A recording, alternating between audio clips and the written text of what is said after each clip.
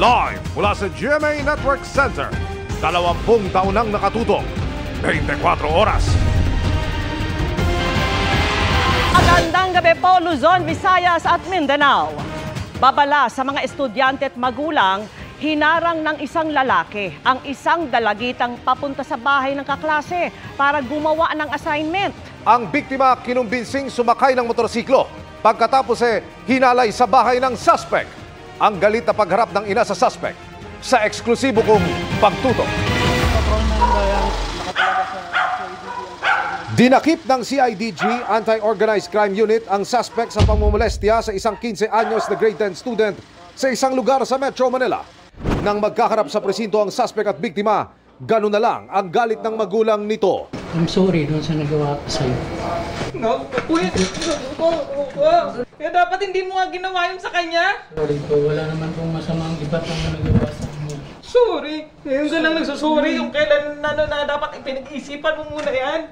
Ayon sa ina ng biktima, naglalakad doon ang kanyang anak patungo sa bahay ng kaeskwela para gumawa ng assignment nang madaanan daw ito ng suspect. Pinilit po siya na sumakay sa... Sinasabihan siya na, alam mo, marami na akong tinulungan ng mga ganito, yung mga strangers, tapos binibigyan ka ng pera. Nung matapat sa akin, sabi ko, ba't ka naglalakad ng malayo? Sabi ko, gusto mo sumabay na kasi on the way rin ako patungo ron. Sumakay naman siya sa motor ko. Ayon sa ina ng bata, inuturaw ng suspect ang kanyang anak at dinala pa sa isang kainan. Saka ito dinala sa kanyang bahay sa San Mateo, Rizal. Ayon sa reklamo, doon na raw pinagsamantalahan ng menor de edad.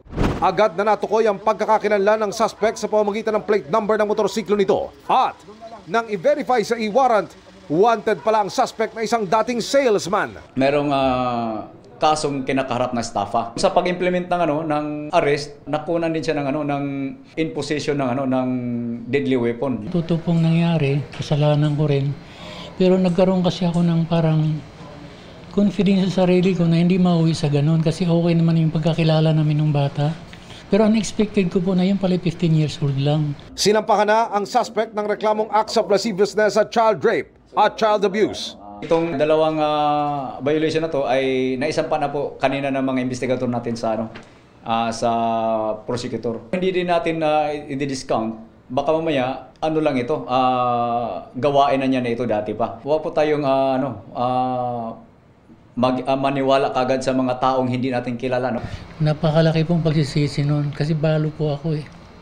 Lalong-lalo na wala, nag-iisa lang po ako sa bahay. Pagbayaran po niya yung mga ginawa niya sa anak ko. Sa kabastusan po na ginawa niya. Para sa GMA Integrated News, Emil Sumangil, nakatutok, 24 oras. Arestado naman ang tinaguriang glue lady na nagpapanggap na tutulong sa mga senior citizen na nagwi-withdraw sa ATM. Sa huli, nakukuha po nila ang pera dahil sa modus na ginagamitan ng pandikit. Nakatutok si John Consulta, exclusive. Dahil pinagkutaan ng kanilang target, mabilis na sinilakay ng Calabarzon Police ang apartment na ito sa Lipa, Batangas. At positibong nasa ikalawang palapag ang kanilang pakay. Ito yung warrant of arrest. Sa kaso na yan. Katapatan mo.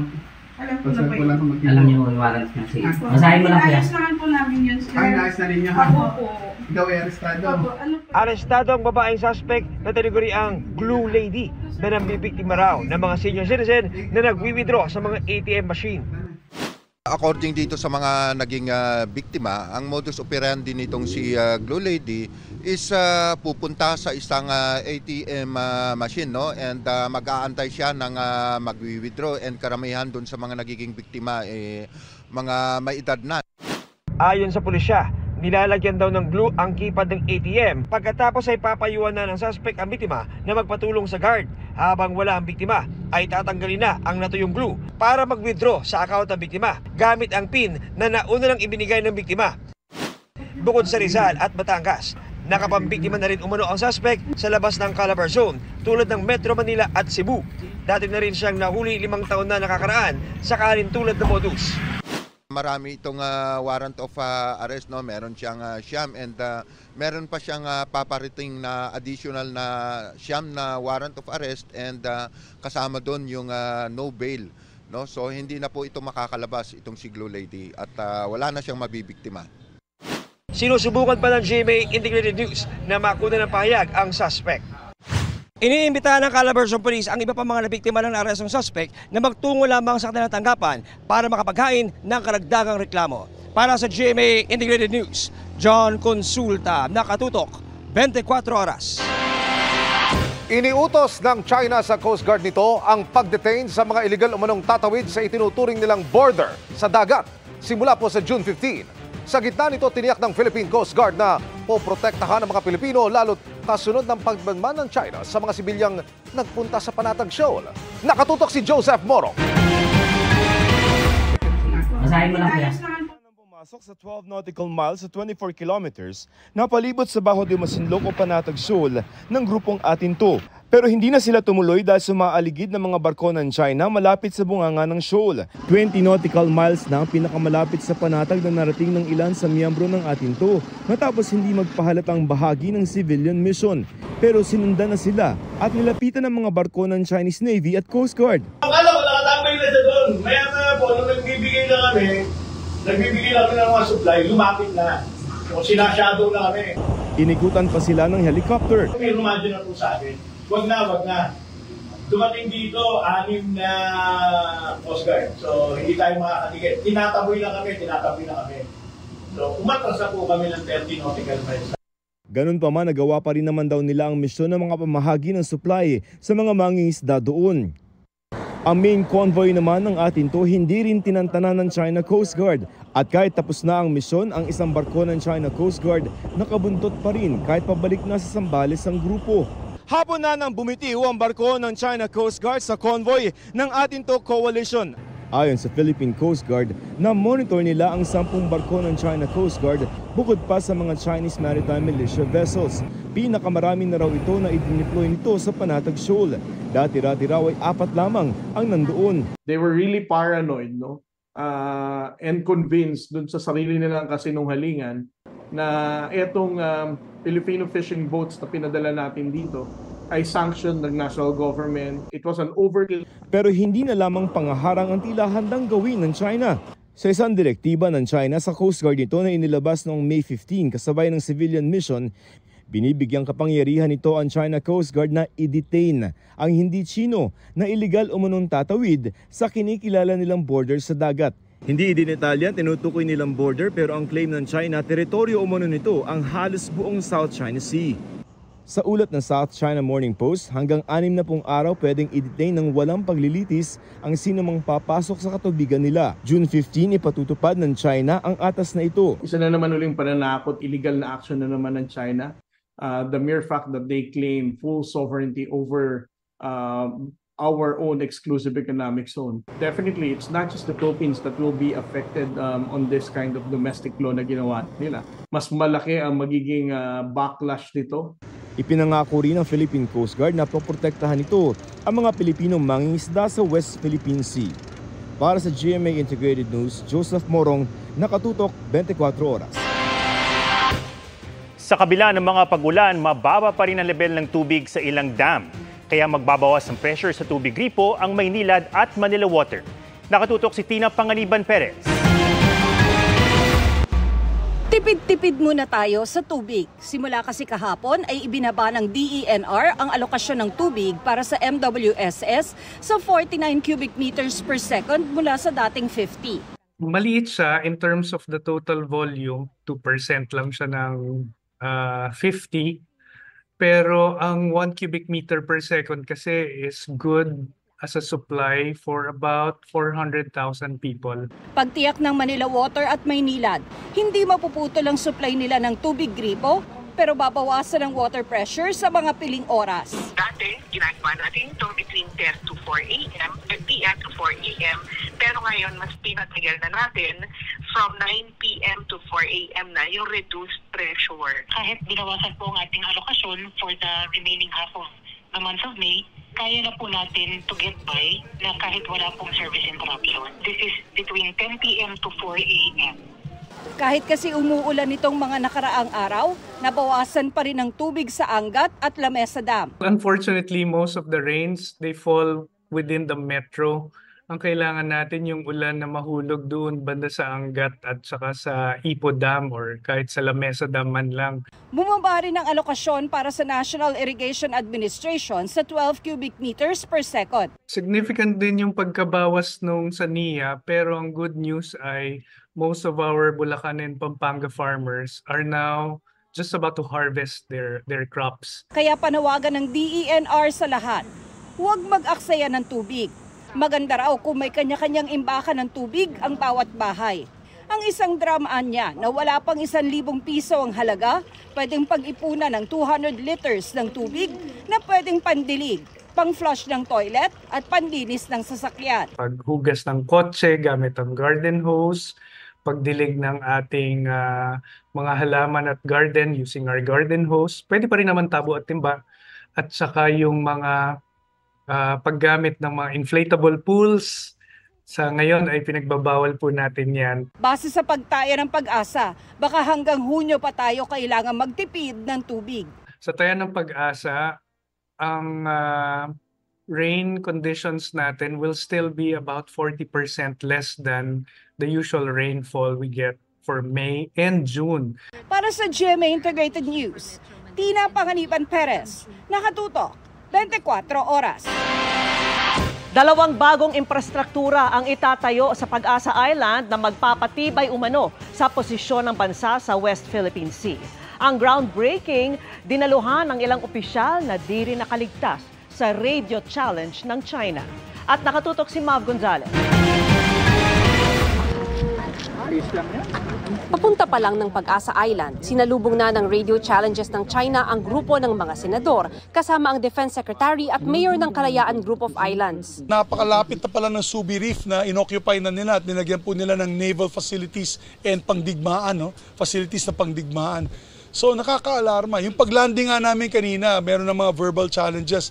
And it's so sad na nandito tayo sa loob ng ating bansa, teritoryo ng Pilipinas ito. Tapos sinasabihan ka, umalis ka dito kasi ito ay teritoryo ng China. Talaga nakakagulat, no? Nakaka-alarma at nakakagalit. Pagdating sa isla, nagkaroon ng security briefing ang mga opisyal at nag-groundbreaking ng bagong Navy Barracks. 3 kilometro lang mula rito, tanaw ang mahigit 20 barko ng China Coast Guard at Chinese militia vessels. Mahigit kumulang 1 oras. Pero kung ibang mga klase, mas mabilis.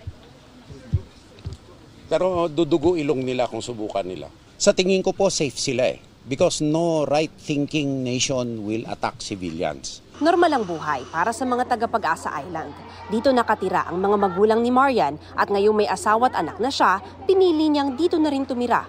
Kwento niya tungkol sa mga Chino. Pero po mas marami kaysa ngayon. Opo. Opo. Tina ngayon, dati po kasi ikot talaga siya dito sa buong isla eh. Dati ganyan din po ako nung una, ma'am. Nung dating ko, baga nanibago din po ako. Pero katagalan din po, parang wala na lang din po. Parang ano na lang din, normal na lang din. Ba't kung kayo nag-desisyon na dito talaga kayo mag-stay? Di naman sana, pero maganda kasi dito eh. Kumbaga walang gastusin, malayo sa syudad, malayo sa ingay, katulad sa Maynila, ma'am. Maraming problema. Di tulad dito, sagana sa pagkain. Para sa kanila, kaya inaayos din ang mga serbisyo rito, kasabay ng pagpapatibay sa mga pasilidad pang-militar. Nag-groundbreaking na rin para sa Super Rural Health Unit o RHU. Sa ngayon kasi, wala palang laboratorio at paanakan ang kanilang health center. Ang mga manganganak naman, dinadala na sa mainland Palawan bago ang 3rd trimester. Nasa 200 nautical miles yung pinakamalapit na health facility dito sa Pag-asa Island, kaya pahirapan daw talaga kapag may emergency. Either air evacuation sila gamit yung mga eroplano ng AFP pero tsempuhan lang yon, o di kaya naman ay sea vessel pero ilang araw ang aabutin nito at napakamahal din. Kaya malaking tulong daw para sa mga taga-Pag-asa pag nabuo na itong Super Rural Health Unit. Nangako ang Senado na daragdagan pa ang mga proyekto sa Pag-asa Island na may malaking papel sa food security lalo sa supply ng seafood. Kaya po Pag-asa Island ito. Because of the growing population ng Pilipino, kailangan po ng mga future generations ng Pilipino ang mga resources dito sa West Philippine Sea. Pag-asa po ng Pilipinas ang West Philippine Sea. Mula rito sa Pag-asa Island, para sa GMA Integrated News, Mav Gonzalez, nakatutok, 24 oras. May panibagong gold medal si Carlos Yulo bago sumabak sa 2024 Paris Olympics. Nanguna si Yulo sa individual all-around event ng 2024 Asian Gymnastics Union Men's Artistic Gymnastics Asian Championships sa Tashkent, Uzbekistan. Sa score ng 84.931 points, tinalo niya ang pambato ng Kazakhstan at Uzbekistan. Congratulations, Carlos! Binaha po ang ilang lugar sa Metro Manila kasunod ng biglang buhos ng ulan kanina. Humingi po tayo ng update sa live na pagtutok ni JP Soriano. JP! Nako Vicky, matapos nga yung pagbaha dito sa Quezon City ay agad din ng mga nag-subside o nawala po ang tubig sa ating kinalalagyan ngayon. Ito pong bahaging ito ng Tomas Morato malapit po sa corner Timog Avenue ay umabot hanggang tuhod ang baha matapos nga po ang napakalakas na ulan bandang alas 5 ng hapon kanina at sa lakas nga po ng ulan, Vicky, ay napatumba pa yung ilang gamit sa ilang gusali dito nga dahil sa tindi ng ulan na naranasan na lang muli ngayon Vicky, matapos ang matagal na panahon dahil sa tindi ng sobrang init at wala pang 30 minutes nga ay agad bumaha sa isang bahagi ng Tomas Morato, corner Timog Avenue matapos bumuhos ang ulan na ito. Nagmistulang ilog ang agos ng tubig, ang ilang nakaparadang motorsiklo at kotse sa ilang gusali ay na-stranded po mga kapuso. Ang ilang motorsiklo at ang babaeng ito ay kinailangan pang buhatin para maisakay sa kanyang kotseng nakaparadang nalubog na rin sa baha. Ang ilang kotse nagmistulang titirik na sumuong sa baha pero nakalagpas din. Ang mga bata po at ang ilang mga motorista, gaya po ng driver na yan, hinihila na ang kanyang motorsiklo. Ang ilang motorsiklo, pinasok na nga po ang tambutso at itunulak na lang din ang kanilang mga sasakyan. Pero tumigil na nga rin po ang ulan pero ikinagulat po ng mga taga Quezon City yung malakas na buhos ng ulan dahil bagamat meron po mga pag-ulan itong mga nakarang araw, ito yung first time na matindi, malakas ang hangin at matagal at nagresulta nga sa pagbaha. At yan muna ang latest. Balik muna sa iyo, Vicky. Maraming salamat sa iyo, JP Soriano. 7 tripulanting Chino ang nadatnan ng Philippine Coast Guard nang inspeksyonin ang isang barkong nakaangkla sa Zambales. Nakatutok si Ian Cruz. Nakaangkla malapit sa dalampasigan ng San Felipe, Zambales sa West Philippine Sea ang isang Sierra Leone registered na barko. Nakataas pa sa tuktok nito ang watawat ng Pilipinas. Patay ang AIS o Automatic Identification System ng barko kaya hindi na-detect ang kanilang presensya pero naispatan na nagpapatrolyang tauhan ng Coast Guard Substation San Felipe. Una itong napansin itong Miyerkules ng hapon. Hindi raw makontak sa radyo ang nasa barko na ang tanging marka ay Hyperline 988 sa bridge nito. Kinaumagahan, inakyat ng Port State Control at K9 unit ng Coast Guard ang barko. Ang nadatnan doon ng Coast Guard, 7 tripulanteng Chino na umalis daw sa Hong Kong noong May 11. Sinuri din ang K9 ng barko at walang nakitang droga. Ayon sa Philippine Coast Guard, sa Maynila talaga yung destinasyon ng barko na ito na may mga tripulanteng Chino. Pero mahal daw yung anchorage fee doon sa Maynila kaya pinili nila na dito na mag-angkorahe sa San Felipe, Zambales. Ang problema, wala namang pier dito at saan magbabayad ang mga Chino kung walang mga namamahala dito. Ayon sa Coast Guard, sabi raw ng kapitan ng barko na nabili umano ng isang kumpanyang Pilipino ang barko kaya sila nasa bansa. Walang notice of arrival sa local PCG ang barko na normal na ginagawa ng mga didikit na local at foreign vessels.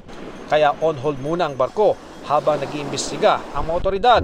Tinatayang 130 nautical miles ang distansya ng San Felipe sa Bajo de Masinloc o Panatag Shoal kung saan nagaganap ang matinding girean sa pagitan ng mga barko ng China at Pilipinas. Ayon sa PCG, kaninang umaga, nag-inspeksyon sa barko ang mga taga Bureau of Immigration. Nagpunta na rin sa San Felipe ang mga tauhan ng Zambales Provincial Environment and Natural Resources Office. Allegedly daw meron dredging vessel. Suspended po ang dredging dito sa lugar na to. So yun ang pinaalam namin. Marso pa ipinatigil ang dredging activity sa San Felipe. Mula rito sa San Felipe, Zambales, para sa GMA Integrated News, Ian Cruz, nakatutok 24 oras. Mga kapuso, ang matinding buhos ng ulan kanina sa ilang lugar posibleng maulit ngayong weekend. Yan kahit na walang bagyo o low pressure area ngayon sa loob ng Philippine Area of Responsibility at hindi pa rin opisyal na pumapasok ang tag-ulan. Shear line at easterlies ang umiiral at nagdudulot ng thunderstorms gaya ng naranasan kanina. Base sa datos ng Metro Weather, halos buong Luzon ang uulanin bukas. May malalakas na ulan sa Northern at Central Luzon at Calabarzon kaya maging alerto sa posibleng pagbaha o landslide. Posible rin ang ulan sa ilang bahagi ng Western at Eastern Visayas, pati sa ilang bahagi ng Zamboanga Peninsula at Soc-Sargen. Magpapatuloy ang ganitong panahon sa linggo. May heavy to intense rains sa Bicol Region at Mimaropa. Posible ring maulit ang thunderstorms sa Metro Manila bandang hapon o gabi ngayong weekend. Pero mga kapuso, bago tumaas ang tsansa ng ulan, mararanasan muna ang matinding init at alinsangan. Ilan sa may pinakamatataas na heat index ngayong weekend ang ilang probinsya sa Northern Luzon. Posibleng umabot yan sa 45 at 46 degrees Celsius. Mainit din sa ibang probinsya kung saan mararanasan naman ang nasa 42 hanggang 44 degrees Celsius. Sa Metro Manila, posibleng umabot naman hanggang 43 degrees Celsius. Pero paalala ulit, kahit mainit, may tsansa pa rin ng ulan. Nagkagulo at nagkasakitan ang ilang mambabata sa Taiwan sa gitna ng pagtalakay ng mga isinusulong na reforma sa Kamara.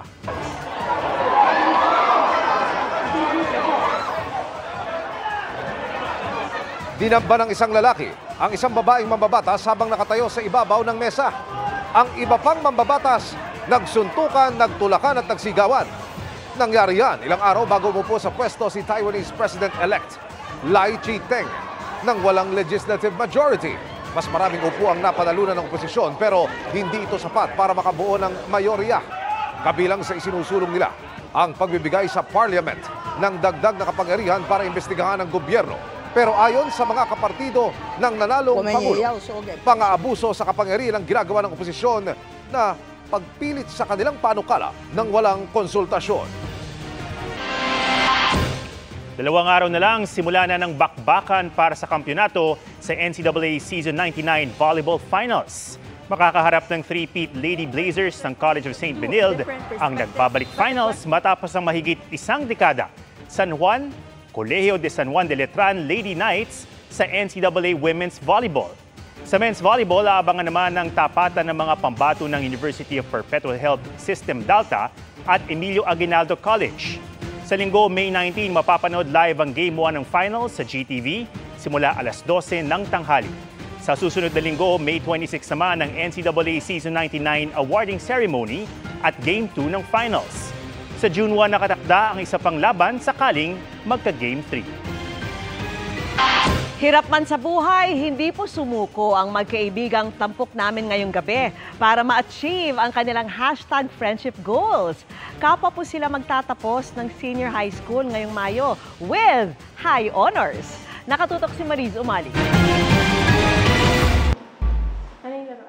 Makailang beses nang napatunayan ang mga katagang pag may tiyaga, may nilaga. At yan ang muling maglalarawan sa kwento ng sakripisyo at tagumpay ng magkaibigang John Lawrence Lustre at Ken Matt Vicentino na kapwa magtatapos ng senior high school sa Don Alejandro Roses Senior Science Technology High School ngayong Mayo. Si John Lawrence, bago matikman ang tamis ng tagumpay, kinailangan muna magtrabaho bilang tendero ng mga kakanin sa kaibigan ng kanyang ina at tiniis kahit kulang-kulang din ang gadget para mairaos ang kanyang pag-aaral. Yung tatay ko po ay nagtatrabaho po bilang isang tricycle driver po. Yung nanay ko po ay housewife lamang. Malapit na po akong tumigil sa pag-aaral po since natambakan na po kami ng bayaran sa utang po. Ngayon, magtatapos siyang top ng kanyang klase. Determinado po talaga akong makapagtapos po. Malaking achievement po talaga ito po sa akin. Mas mapait ang pinagdaanan ni Ken Matt dahil naghiwalay at iniwan na sila magkakapatid ng kanilang magulang. Kaya po ako naghahanap ng trabaho po para po masustentan po yung sarili ko, para rin po makatulong sa bayarin po sa bahay sa ate ko. Sobrang hirap po kasi ang hirap pong pagsabay ng pag-aaral at pagtatrabaho po. Sobrang hirap ng araw na pagsabayin ang pag-aaral at pagtatrabaho pero lagi pa rin kapos sa pantustos maging sa pamasahe. Kaya napakatamis din naman daw ng pakiramdam na hindi lang siya ngayon magtatapos, kundi with high honors din. Masaya po. Lalo na pag nakikita ko pong masaya yung ate ko at yung mga mama ko. Gusto ko pong ipaintindi sa kanila na dapat mag-aral lang po tayo kahit anumang hirap ng mundo po or sitwasyon nila. Kahit hindi man po sila gano'ng kayaman or di sila gano'ng katalim, at least nakapagtapos po sila ng pag-aaral. Pangarap ni Lawrence na maging civil engineer habang si Ken Matt ay nais mag-nurse at magtuloy sa medisina. Ika nga isa sa pinakamahalagang sangkap sa tagumpay ang edukasyon. Kaya gaya ni na Lawrence at Kenmac, mahalagang pamuhunanan ito ng bawat kabataan. Para sa GMA Integrated News, Mariz Umali nakatutok, 24 oras. Magsisilbing one-stop shop at inaasahan pang makakalikha ng dagdag trabaho ang unang tourist rest area ng Hilagang Luzon.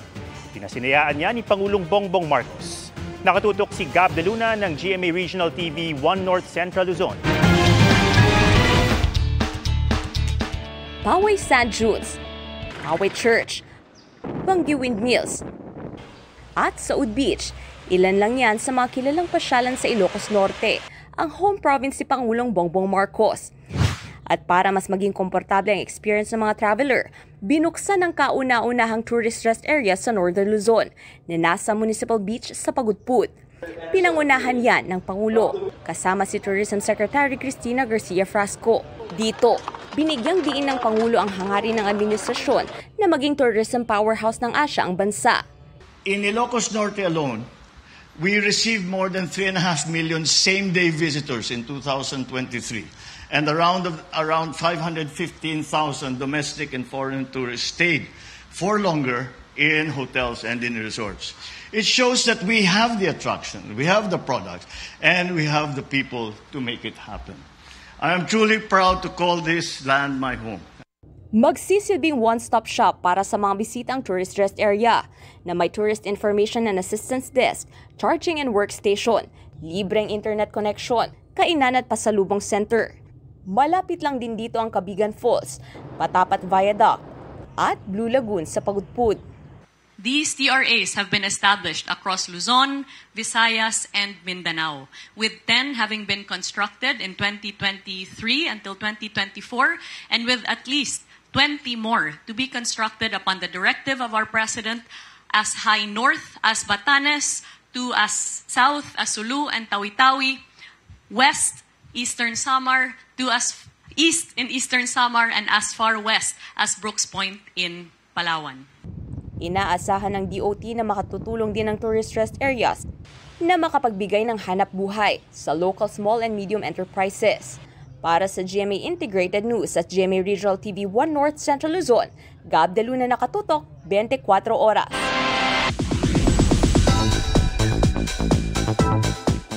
Busy man sa mga showbiz ganap, primetime queen Marian Rivera takes time sa paggawa ng online content na laging nagva-viral. May kasunod na kaya siyang pa-challenge si Marian? Makichika kay Nelson Canlas.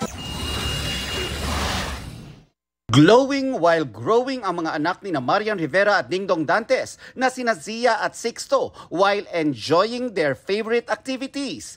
Fun and memorable daw ang childhood ni Marian at Dingdong at gusto nilang ma-experience din yan ng mga anak. Si Zia na nag-first communion recently, hilig daw ang pagsasayaw at pagsaswimming. Si Sixto naman na nag-celebrate ng kanyang 5th birthday, may hilig sa paglalaro ng soccer. Para may full energy sila para sa kanilang mga hilig, pinagtutuunan syempre ni Dong at Yan ang health ng dalawang anak. Mahalaga din sa amin siguro yung paano sila pakainin ng tama at sapat. Kailangan talaga may vitamins na kasama yan. Nung bata kasi ako, sagana talaga ako sa masustansyang pagkain sa lola ko. At si Dong din, nung bata siya, ganun din pala sila. Yan ay kahit halos sabay-sabay ang ginagawa ni Marian ngayon na bukod sa mommy duties, taping at charity works, na isisingit pa niya ang pag-post ng mga online content na nagiging viral. Di ko rin alam paano ko nakakaya, pero sabi ko siguro maganda siguro yung time management na alam mo yung oras mo. Like ngayon, after this event, diretso ko sa school ng anak ko kasi may recital siya. Gaya nitong Marimar Transformation Challenge na bukod sa content creator na si Zainab Harake, pati ang co-star ni Marian sa My Guardian Alien na si Christian Antolin ay kumasa na rin. Nakakatuwa na ginagaya nila yung Marimar. So yun naman talaga yung ano nun parang kayo naman ang susunod. Nakakatuwa kasi talagang career sila. Nasa isla, may fulgoso, naka-shell, may dress na flora. Nag-post pa recently si Marian na nagpa-practice ng sayaw habang naka-break sa taping. Tanong ng netizens, may next na kayang pa-challenge si Marian? What's next? Ano ba yung gusto nila? Busy rin si Marian ngayon sa shooting ng upcoming film na Balota, pati sa taping ng My Guardian Alien. Napupunta na raw sa exciting part. Ngayong gabi, mahahanap ba ni Carlos ang nawawalang si Grace habang tutok si Seth na nakakuha ng impormasyon sa kanyang mga magulang mula kay Grace? Makakatakas ba si Grace at makakabalik kina Carlo?